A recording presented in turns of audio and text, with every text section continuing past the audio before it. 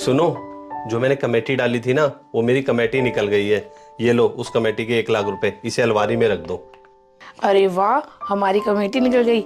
ये तो बड़ी अच्छी बात है। अब इन पैसों से ना हम कहीं घूमने का प्लान बना लेते हैं। चलो ठीक है, मैं ऐसा करता हूँ, ऑफिस से 3-4 दिन की छुट्टियां ले लेता हूँ, फिर हम कहीं अच्छी सी जगह घूम कर आएंगे। छोटे हाँ जी भैया।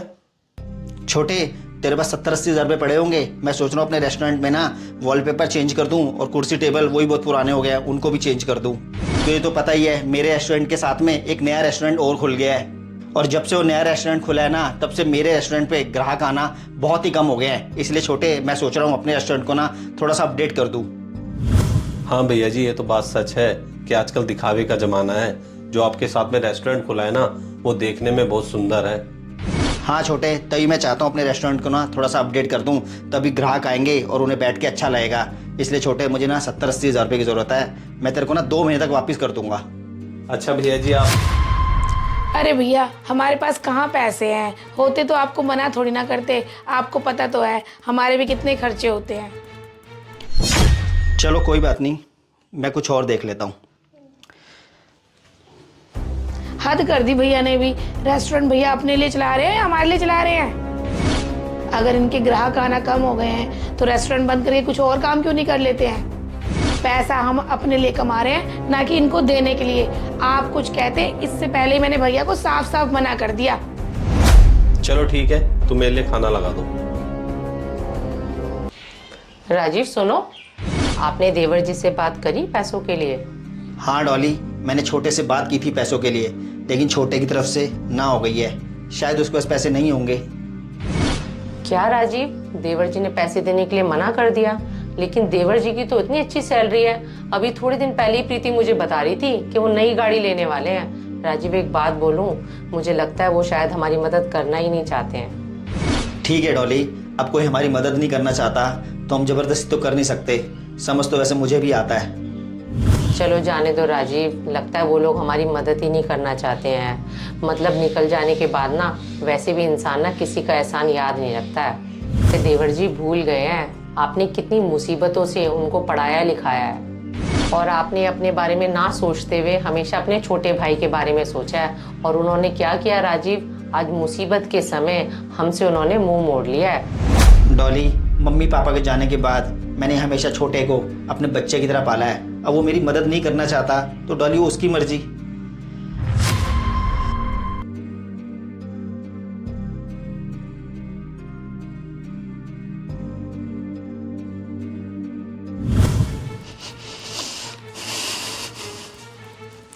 आ गए तुम ऑफिस से? देख लो अपने बड़े भाई की करतूत। कल हमने उन्हें पैसे देने से मना किया तो उन्होंने हमारा पूरा 1 लाख रुपए का लिफाफा ही चुरा लिया, जो तुमने मुझे कल कमेटी के लिए पैसे दिए थे। अरे ये क्या अनाप शनाप बक रही हो और क्या कह रही हो? मेरे भैया ने पैसे चुरा लिए? मेरे भैया ऐसा कर ही नहीं सकते, तुम्हारा दिमाग खराब हो गया है। वो पैसों का लिफाफा तुम कहीं इधर उधर रख के भूल गई हो और तुम मेरे भैया पे ही चोरी का इल्जाम लगा रही हो। और तुम्हें पता है, मम्मी पापा के जाने के बाद भैया ने ही मुझे मेहनत करके पढ़ाया लिखाया है, और उन्होंने अपनी पढ़ाई छोड़कर रेस्टोरेंट खोला ताकि वो घर का खर्चा चला सके और मुझे पढ़ा सके। शर्म आनी चाहिए तुम्हें अपनी सोच पर। तुम मेरे भाई पर ही चोरी का इल्जाम लगा रही हो, और भगवान भी पता नहीं कैसी परीक्षा ले रहा है। मेरी आज नौकरी भी छूट गई है। क्या तुम्हारी नौकरी छूट गई है? हाँ, मेरी नौकरी छूट गई है, क्योंकि मेरी फील्ड में सब काम ऑटोमेटिक मशीनों से होने लगा है। इस कारण कंपनी वालों ने मुझे नौकरी से निकाल दिया है। ये तो हमारे लिए बहुत बड़ी मुसीबत हो गई। अब पता नहीं आपको नौकरी कब मिलेगी, और मिलेगी भी या नहीं मिलेगी कुछ नहीं पता। मुझे खुद कुछ समझ नहीं आ रहा है अब क्या होगा। बच्चों की स्कूल की फीस, घर का खर्चा, सब कैसे मैनेज होगा। अरे छोटे, क्या हो गया? तू इतना परेशान क्यों है? भैया, मेरी नौकरी चली गई है। क्या छोटे, तेरी नौकरी चली गई? कैसे? भैया जी, मेरी कंपनी में सब काम ऑटोमेटिक मशीनों से होने लगा है, इसलिए कंपनी वालों ने कई एम्प्लॉय निकाल दिए हैं, और हमारी फील्ड में अब काम भी नहीं है, और मुझे लगता है कि मुझे आगे नौकरी भी नहीं मिलेगी। हाँ भैया जी, हम तो बहुत बड़ी मुसीबत में आ गए हैं। ऐसा लग रहा है जैसे हमारा सब कुछ खत्म ही हो गया हो।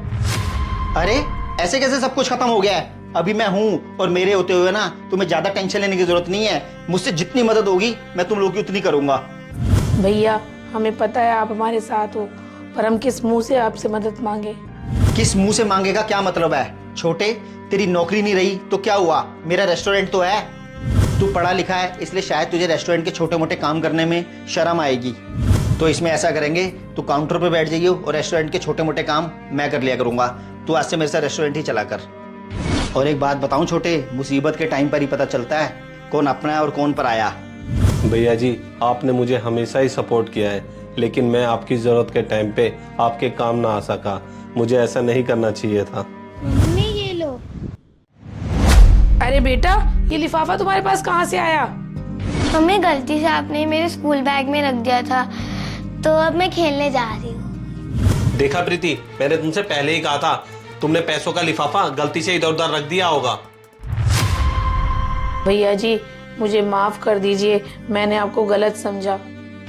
एक साथ रहते हुए भी मैंने हमेशा अपना ही स्वार्थ देखा।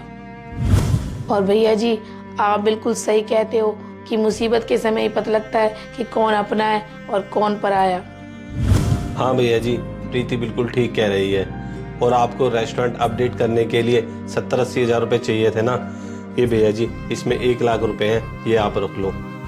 छोटे, मुझे इन पैसों की अब ज़रूरत नहीं है, मैंने कहीं और से अरेंजमेंट कर लिया है। और छोटे, अब पुरानी बातों को भुला करना एक नई शुरुआत करते हैं।